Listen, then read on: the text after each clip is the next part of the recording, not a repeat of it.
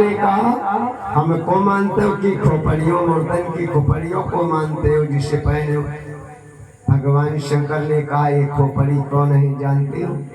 कहा मैं नहीं जानता।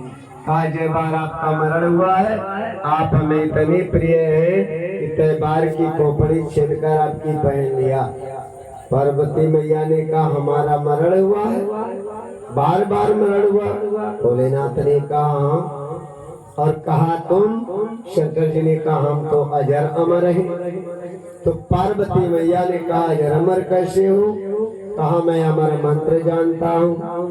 तो पार्वती मैया ने प्रसन्न होकर कहा भोलेनाथ हमको भी अमर मंत्र सिखा दो, जो हमारा मरण ना हो, आपका संग ना छूटे। तो कहा चलो सुना दे। भगवान शंकर जी पार्वती जी को लेकर जंगल में गए, अपना डमरू बजाया, सभी जीव उड़ गए।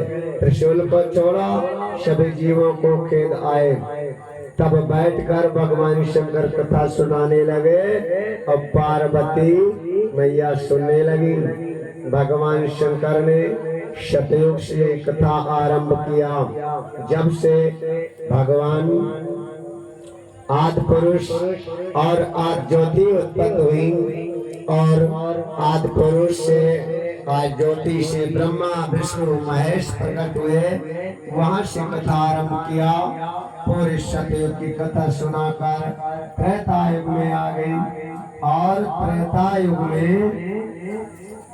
सुनाकर कथा फिर द्वापर में जब आए और भगवान श्री कृष्ण ने कंस का जब वध किया, वो कथा जब भगवान शंकर ने सुनाया और जैसे वध किया जयकारा लगाया, बोले वृंदावन कृष्ण चंद्र की जय। पार्वती मैया ने तुरंत आंखें खोल दिया। वहां जब कथा आरंभ हुआ, एक सुबह कांडा बरंडा हो रहा था, लेकिन जब अमर मंत्र चला तो अंडा सर्जित हो गया और फूट गया, बच्चा हो गया और वो कथा सुनने लगा, भूखी देने लगा। सारी कथा में भूखी देता रहा। पार्वती मैया सो गई।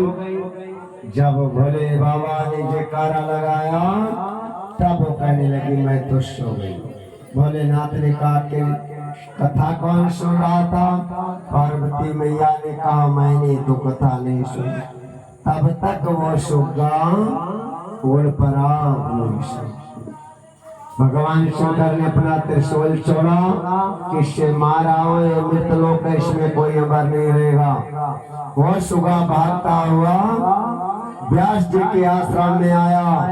व्यास जी की पत्नी का नाम घृताची था, वो सो रही थी। कहते हैं कि महादेव का संग कर सुआयंड सुन भय, चेतक हुए पुन उड़ी गयो, आई भयो सुखदेव। महादेव